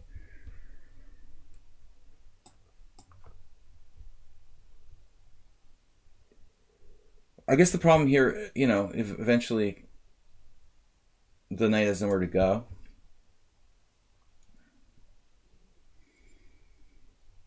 Oftentimes the Sicilian, it gets in the way. Now, if I play bishop d3, he can play e4 and like ruin his pawn structure.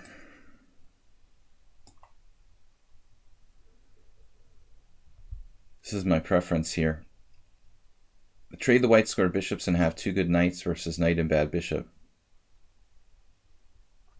I have to leave, sir. I have a lot of important business. I have a tournament game to attend to this afternoon.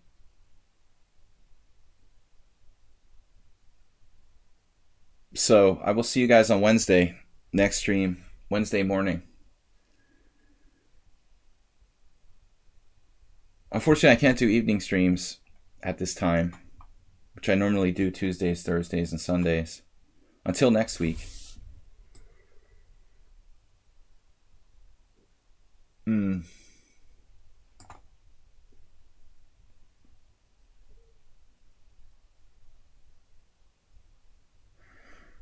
Okay, so what happens after bishop e4? Yeah.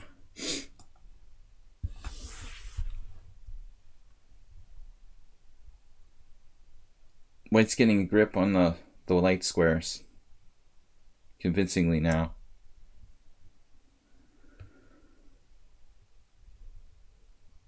It may reach fatal levels very soon.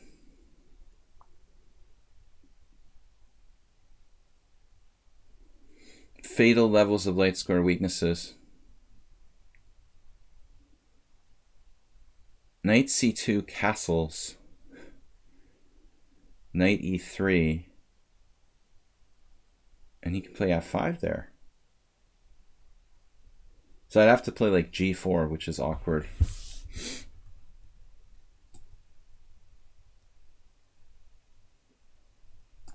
Even queen h5 is not that convincing. He just won't castle.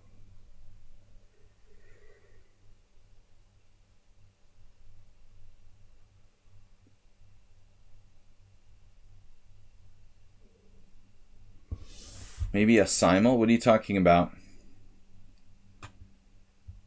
Simul?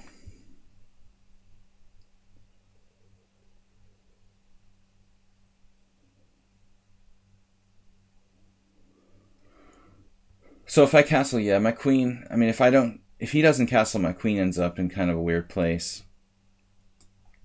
What am I doing next move? I'm going to have to play g4.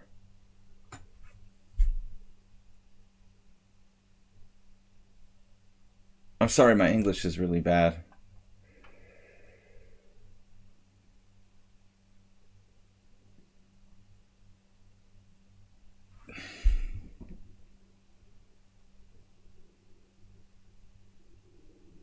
h5 anyway. This is starting to look creepy.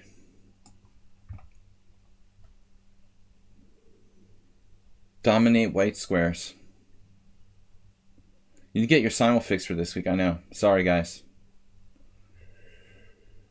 I just have to play chess once in a while.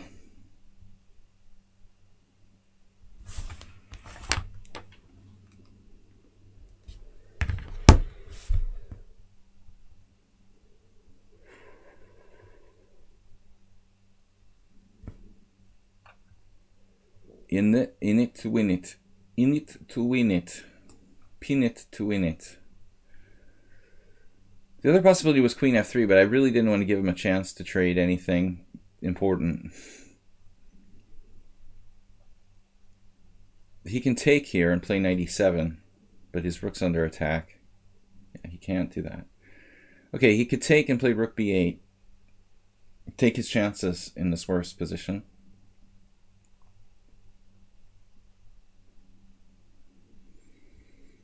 This is like a classic Sveshnikov where black has made some inaccuracies. But the themes are pretty standard. White squares versus dark squares.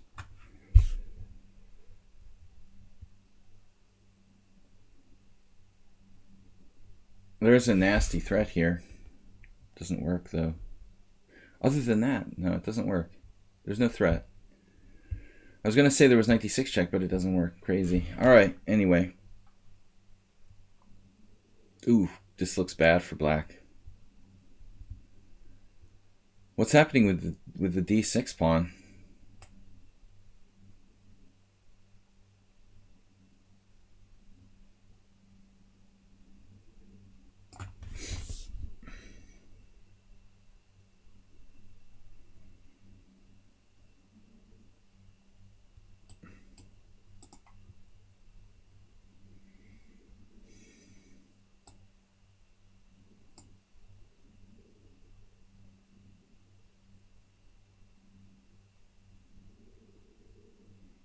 This is going to hurt you a lot more than it's going to hurt me, Arsenal fan.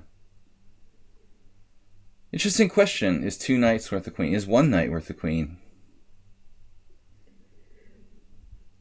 I think it might be worth a queen at this point. Now he's going to try to make a run for it. A run for the border. And I can't blame you. Or his rook's hanging, actually. So how can he make a run for the border? He's going to lose his rook.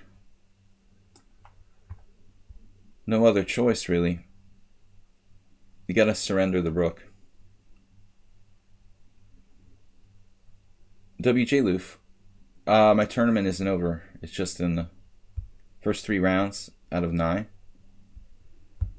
I beat 2 out of 3. I got 2.5 out of 3 against 2,000 players, basically. An old FIDE master held me to a draw in a very good game. Actually, Stockfish said it was 10 cent upon loss for both sides. I think I might have been winning in the time scramble in the rook end game. I was trying to beat him in a drawn rook end game, and I think he might have had a lost position for 1 move, but my game score was illegible due to time pressure. It's possible that I was never winning. The guy played really well. The other 2 games, my opponents just like made terrible blunders. In pressure, under pressure, but in the first game I actually missed this, like, I didn't miss it. I had this crushing sacrifice that Azerbaijan would have loved. And I could have done it, but I didn't. It was unbelievable. I convinced myself that this beautiful sacrifice didn't work. But it totally worked. It was really eloquent. Ended up not playing it. Yesterday as well, I convinced myself that the obvious move was no good. I think I'm just thinking too much or something. If I just stick to the simple move, probably do better. Alright, last game, guys. I gotta go. Thanks for stopping by, WJ Loof, and 100 bits donated. This week, Mr. Coffee with a gift sub, Texas Time, and WJ Loof. Donations. Place the pawns on the opposite color of the bishop. That your bishop will have more mobility and coordinate with said pawns.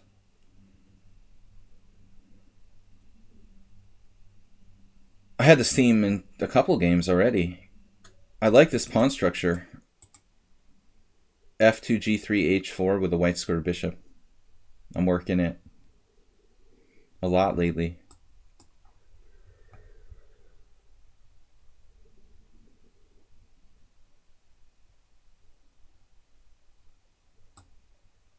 Health level is low.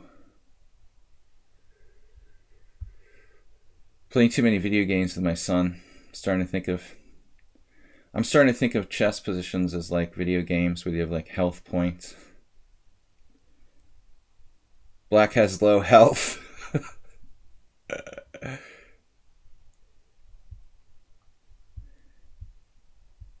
Black has low health points here.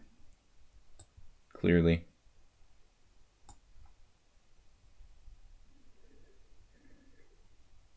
Acerbate needs a healer.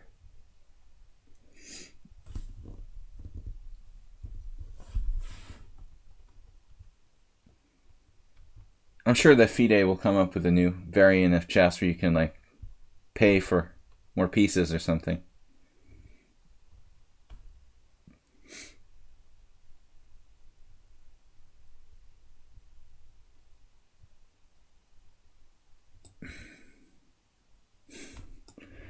Acerbate's loving this fantasy over here. Right, buddy?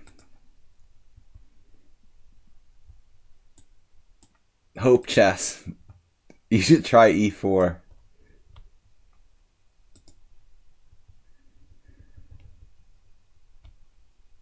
Oh no. That's the classic, what we call the oasis. I call this the oasis. When you're so like hot and tired and dying in the desert that you start to imagine that there's an oasis out there. Look, F5. It's the oasis. I'm almost there. No, good game, man. No bishop E7 in Sveshnikov. You have to play bishop G7. This is a very, very fundamental position. There is no other move. This is a very important position. Yeah, I have a study for the tourney. Thank you, Asterbate. I'll see you guys later on Wednesday morning. All right. Thank you guys for joining me. Thanks, Mr. Coffee, for being here. All of our subscribers. I'll see you guys on Wednesday morning. Have a great week and take care. Thank you, HTFP. Okay, guys. See you Wednesday. Bye-bye.